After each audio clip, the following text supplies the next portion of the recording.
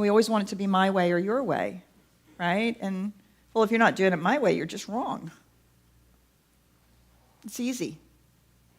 Self-righteous. I get to feel good about myself. I don't ever have to question my own values or judgments or thoughts or ideas.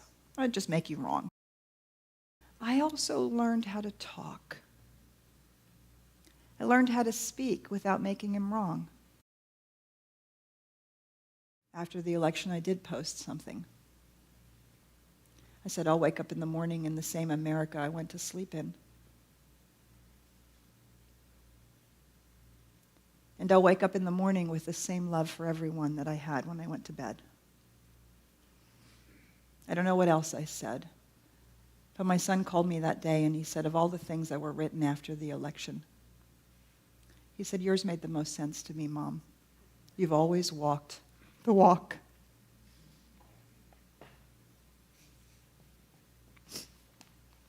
That's it, right? To walk the walk. Well, you always know when I or Karen are going to bring the stool out.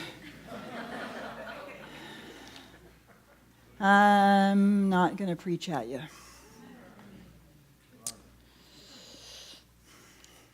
But it means that we have things to talk about.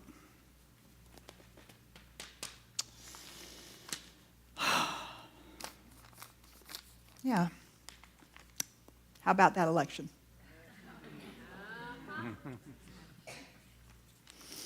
Karen and I have spent a lot of time in the last couple of weeks talking about addressing what's happening in our community, what's happening in our country. And, we don't often talk about political things straight on, and we don't feel that it's appropriate.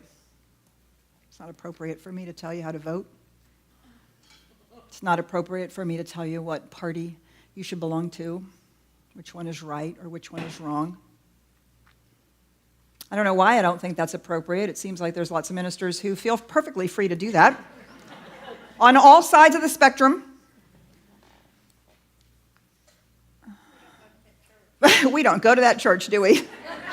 That is exactly right. And I'm not about to start now.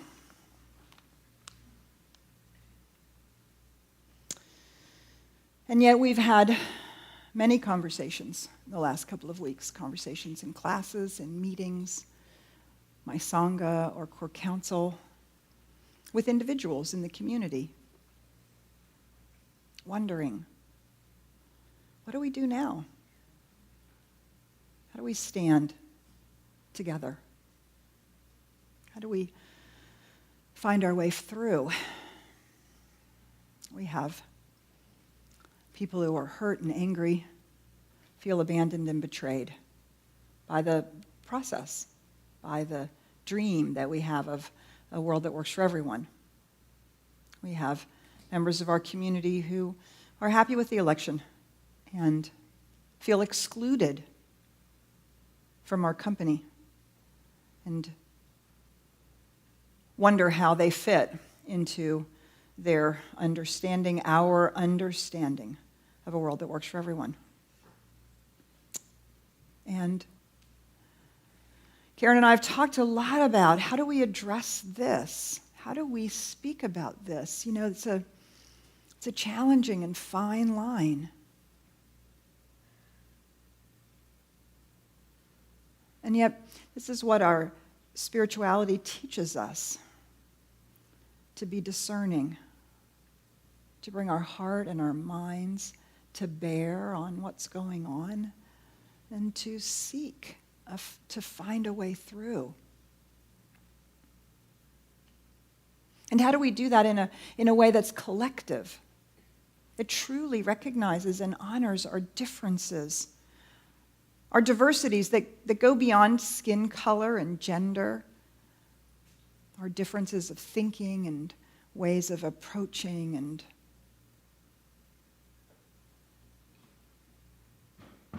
what's ours to do. I belong to a group called Faith Forward, and it's part of Thanksgiving Square, and it's not an interfaith group. It's a multifaith group. We make that distinction very clearly. It's important. We're not an interfaith group trying to find our commonality or discuss doctrine and dogma and how we're the same and different. We're not trying to find common ground from a philosophical point of view. We're trying to learn how to walk together, how to work together, how to be together. Multifaith, a multi-faith group. Living in the world together with our differences. So one of the things that we do in the group, which I think is really extraordinary, we open our meetings with prayer, of course. It's a bunch of clergy and rabbis and spiritual leaders from all over Dallas. But instead of asking everybody to pray in a way that is inclusive, that doesn't use jargon or say something that might not be in alignment with what somebody else believes, each and every one of us, when it's our turn to pray, we're invited to pray according to our faith. And to bring ourselves wholly and completely to that prayer. To pray in the manner in which we pray from our faith. And our group, our agreement, is that we will not take offense. If someone prays in a way that's not doctrinally in alignment or theologically appropriate for our own philosophy, our own faith, but to deeply honor and respect each other's faith, to share in one another's path, and to allow them each to be their own. It's not always easy. And yet we seek to find a way through. And so here we are, a couple weeks after the election. You know, I have to tell you, I didn't really pay a whole lot of attention to the election. I don't like all the mudslinging. I don't like the name calling. I don't care for the way that our media makes it all a circus and pits us against each other.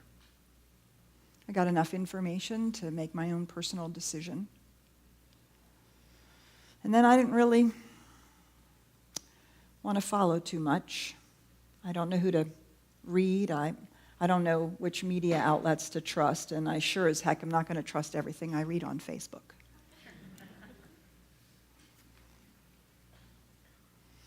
And so we came to the election, and my response to that was, this is an outpicturing of consciousness being revealed, much up for us to look at, and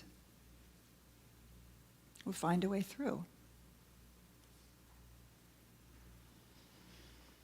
And then in the last 2 weeks, I have become less settled, while many of you have become more settled.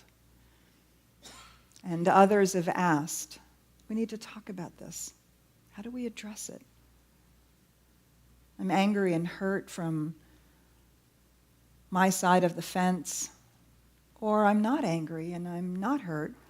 I actually feel quite good about it, but I don't feel part of our community. I don't feel included. We need to talk about it. And as I've watched on the news, and the thing that came for me was when swastikas started appearing at temples and mosques, on college campuses, when this division continues to be used to foster hate and fear. You see, in that Faith Forward meeting that we had just last week,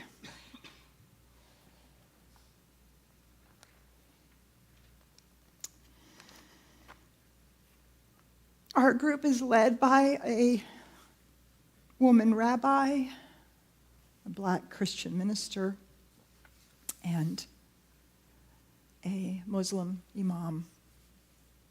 And we were invited to speak.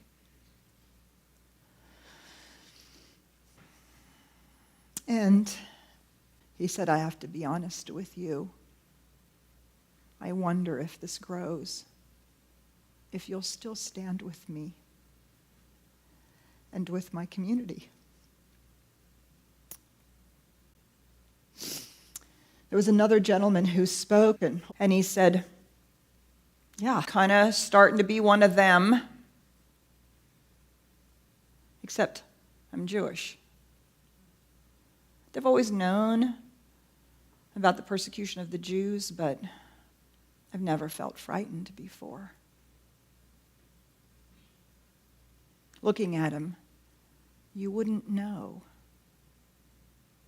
that was so for him. How easy it is for us to lump each other together. People in this community and friends and family who say, well, I look like an old white guy, but I'm not one of them. And who is them anyway? It's just more division. It's just more stereotyping and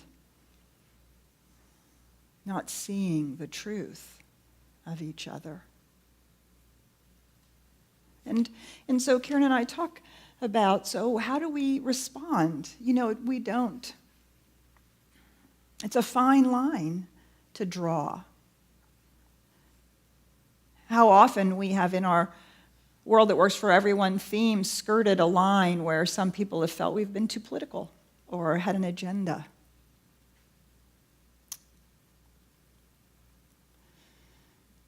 And yet our faith teaches us a way to be in the world, to love, to tell the truth, to stand for the divinity of each and every person, regardless of any circumstance or situation, party or politics, background.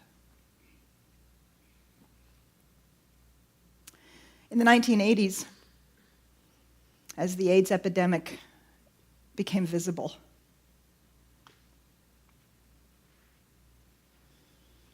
there were protests and marches, young men dying like unbelievable. Our faith, our denomination, we said nothing. We did nothing. We didn't speak.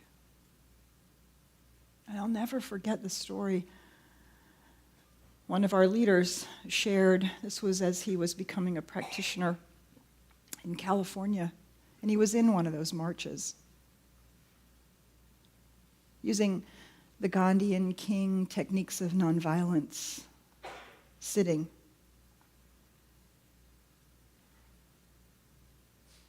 And two of our ministers, Rondi and Sandy Scott, they came in their robes, in their stoles like Karen got. And they crawled along the street with him while he was being drug off by the police doing spiritual mind treatment for him and his brothers. The only two that ever spoke or showed themselves. In the early 2000s, I was chair of the core council for our United Centers for Spiritual Living, and gay marriage was getting to be a hot topic. Our ministers were performing civil ceremonies, holy unions and commitment ceremonies, and we felt they needed a they needed a voice from our denomination that this was philosophically and theologically in alignment with who we are. We believe in love. And that love is the highest outpicturing of the divine. So, of course, we would support this. And it was important. We brought a resolution forward to our community, to our convention, saying that as an organization, as a denomination, we supported our ministers in doing these commitment ceremonies, that we had their back. And it was voted down by our convention. Ministers spoke about being afraid of losing money in their communities, having their most conservative members walk out, and that we were being too political. So they voted down. That was the year my son was chased home by BB guns, with BB guns, because he belonged in an alternative family. And he would come home from school to see words written on the garage door of our house. And our denomination didn't stand up in support.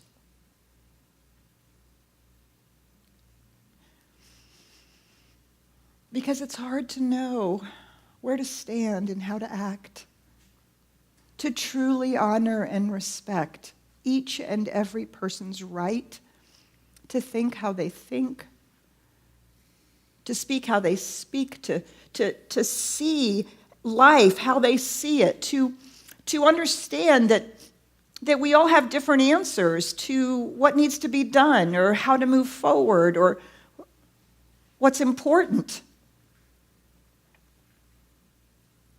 And yet, somehow we have to find a way through. We have to find a way to walk together. We have to find a way to be that beloved community here in this community, in Dallas, in our state, in our country. When those swastikas started appearing, and I started seeing images of those, all I could hear was my mother. You know, she grew up in Nazi Germany. Her family were resistors. They were Catholic. Catholics were some of those people that were disappeared. The only reason they weren't disappeared was because my grandfather's work was important for the war effort. But they were watched, and they were warned. And she watched people disappear. She wrote a book about it for my sister and I, Feet in the Fire. She wrote that book so that we would never forget. And the quote in the book, the one quote that she gives is the Edmund Burke quote. The only evil there is in the world is when good people sit by and do nothing. So what shall we do? We have to find a place to stand. So interesting, the title of this talk was picked in October of last year by CSL. The power of us. Interestingly enough, the power of the U.S. The power of America. The power of us. The power of community. What does it mean to be a diverse community? To be a diverse nation? To truly understand how to be with our differences while recognizing the truth of our oneness. My greatest teacher is my son. He's now on other side of the political spectrum from me. He values things I have judgment about. And we spent a number of years making each other wrong, fighting, crying, arguing, needling each other. And I remember realizing, but wait, this is my son. I love him. I'll never not love him, ever. And he realized that he'll never not love me. He'll never not support me. So we've had to learn how to be together and see each other and walk together and support each other, despite or even because of our very differences. To see the love. But this is not necessarily an easy road, is it? Our theology teaches us we can have everything we want. We can have anything we want, as long as we harm no one. Yeah. How do we know? How do we know that the thing we think or say or do is harmful? I think that's our spiritual maturing. Our willingness to look beyond our reactions and our triggers and our own fear and judgment to that deep and abiding oneness. That place to stand where we learn to listen. I have really learned to listen to my son. What he values, what's important to him, why some of these things that seem like such anathema to me are so important and valuable to him. And because I've learned to listen, I've come to understand. I don't always agree. I don't always think his answers are the right ones. But I no longer think he's wrong. Do you see? We can fundamentally disagree about things that are the ways we should do something, accomplish something, even see the world. We can fundamentally disagree when we recognize the truth of who we are. To love, to stand for each other, not to require agreement, but to require a moving forward together, a way through.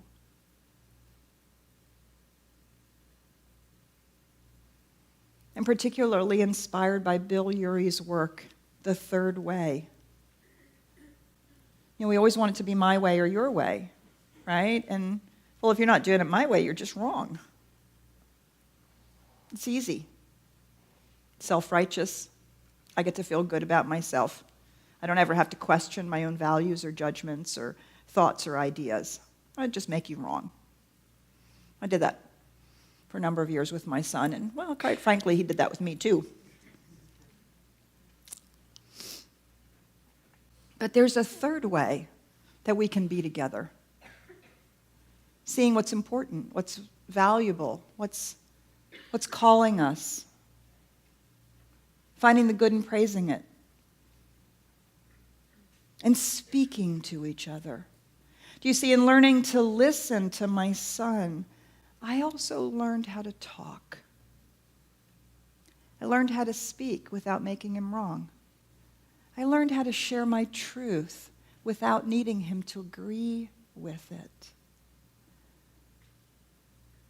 I learned how to become more clear about what my faith teaches me and how that requires me to walk in the world.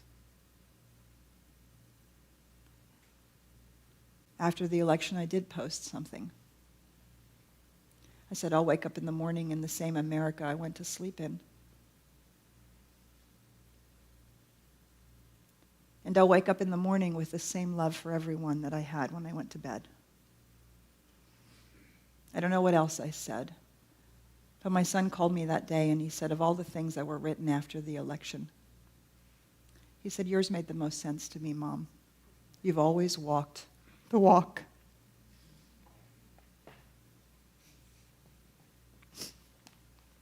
That's it, right?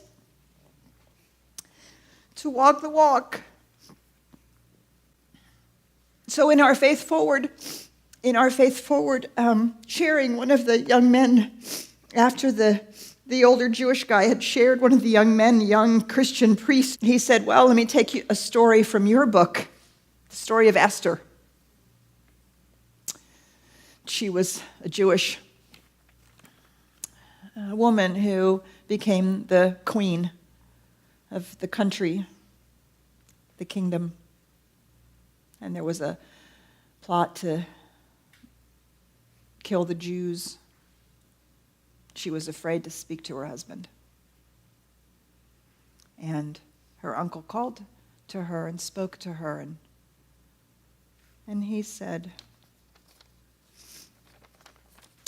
if you are silent, you too, as a Jew, will experience this decree that has gone out. And he said, yet, who knows whether you have come to the kingdom for such a time as this? Maybe you're where you are to speak, even though you are afraid. To act, even though you don't know how. To stand for the truth, for the love of your people, even though it might cost you your life. Yet who knows whether you have come to the kingdom for such a time as this? Maybe that's why we're here in this community together, in this moment in time. Maybe we have come to be in the kingdom for a time as this. Yes, to be the light. This is how you are a diverse community. This is how you disagree and love. This is how you speak about what's important and listen for what's valuable. This is how you celebrate diversity while absolutely knowing beyond the shadow of a doubt our oneness. Maybe this is why we are in this community today at this time, to be that, to live that, to walk the walk. That we may evidence what it means to love, to stand for peace, to witness that, to testify to that in our words and actions, and to have the power not to be afraid, not to worry about how it looks or appears. I had to face that this morning as I got up here to stand with you. Karen and I have been talking about this now for 2 weeks. What if I speak and in my prayer I use words that offend you? What if when you speak back, you use words that offend me?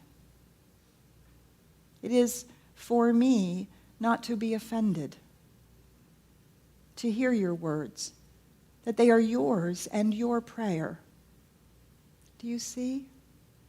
And for me to speak without fear that you will be offended, but that we will love each other, seek to understand each other, stand together, the power of us, the power of who we are.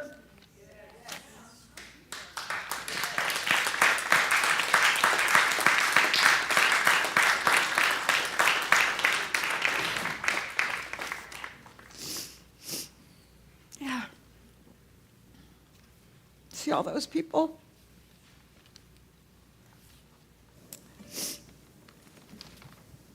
Ernest Holmes, he says this. This could possibly be my favorite quote, if I can read it.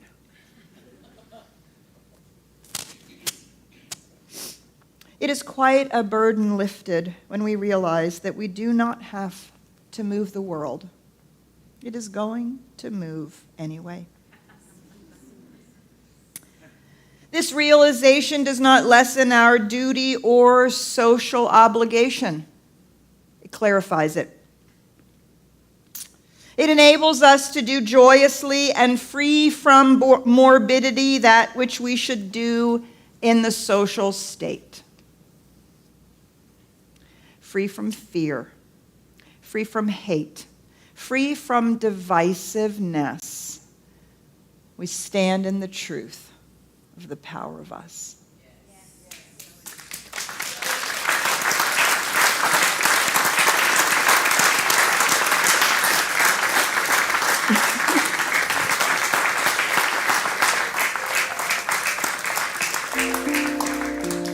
So, I honor you in having the courage. You know, this year's been a little challenging for both of us.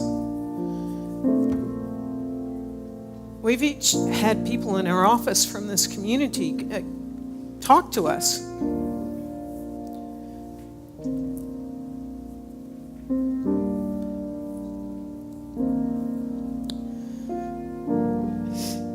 We all come from different perspectives. We all want to be seen. We all want to be loved. That is where we meet in a unified field together as a community. We all want our government to work. We all want a world that works for everyone. I don't think there's anyone here that would want someone to feel less than or receive less than. We have people in this community from the spectrum of, if you're not gay or black, you're not seeing me right now, to, oh my gosh, I'm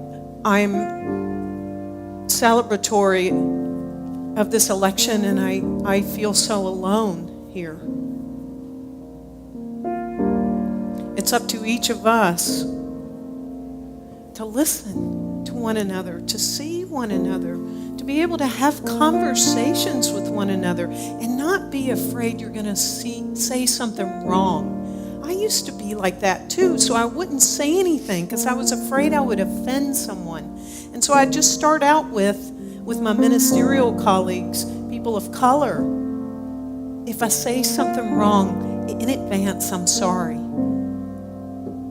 So that I wasn't afraid to let them know how much I love them and would stand with them. I suspect we're going to have many opportunities in our daily lives, not necessarily in these four walls, but perhaps where we're going to see someone that's been shoved down, kicked, said something mean to, coming from a place of fear. And are we going to be an ally for our human brothers and sisters, no matter what? And to help be that love that dissolves the fear and dissolves the hate, no matter what. To be that beacon.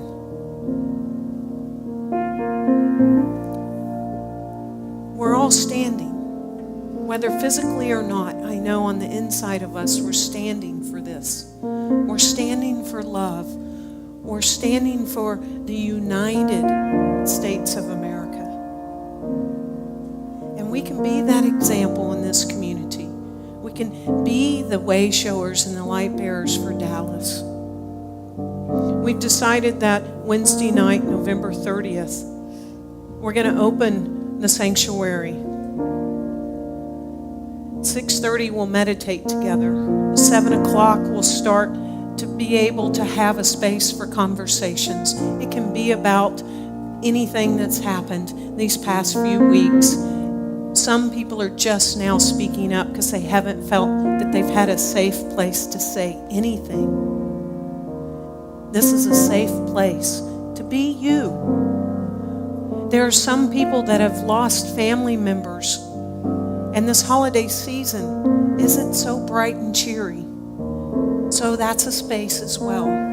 So you can come and be that beacon like I was for Petra when I could feel her like, can I say the next thing? I just leaned into love. And we can be that for one another in this space, even if we don't speak. I believe that as we are united, so is this whole country. Because this is a beautiful, diverse community.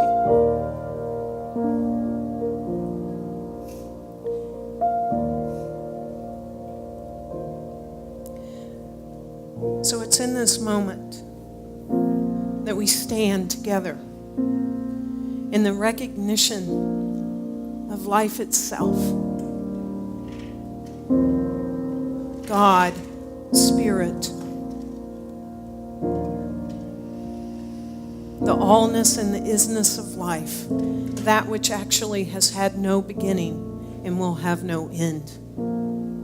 It is that power and that presence and that infinite, invisible self that takes a stand for all of life. It takes a stand as love. It takes a stand as peace. It takes a stand for all the ways in which it wants to express in the diversity of life. From the itty-bitty little microcosmic speck to the trillions of galaxies, to that which is in the depths of the sea and that which is in the mind of humankind and in the hearts of men and women. It is that which is so individualized in its expression, and yet in this individualized, infinite, diverse expression, there is the connection that there is only one thing taking place. And it stands for itself. And this must be the truth, or it would not have existed this long before it decided to express itself as each of us. And so it's in this moment that we collectively take a stand for one another, for humanity, that we stand on the bridge. And people come from either sides to meet us on this bridge, for we stand for peace. We stand for love. We stand for diversity. We stand for the individualized thoughts, values, thinking. And we stand that in that we shall do no harm.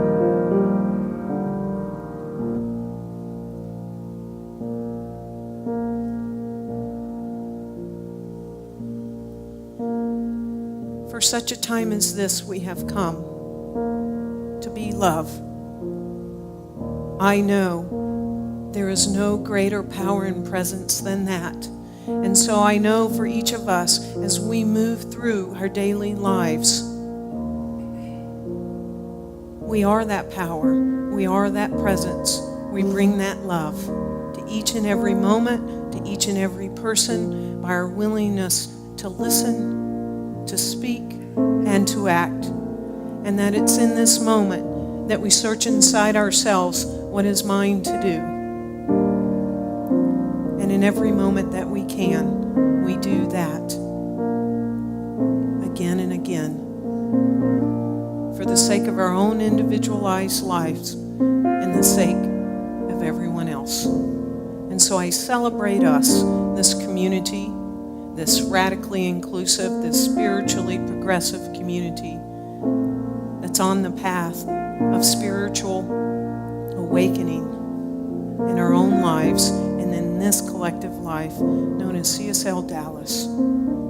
I give thanks for each of us. I honor each of us. I honor God and life itself. I let it be, and so it is.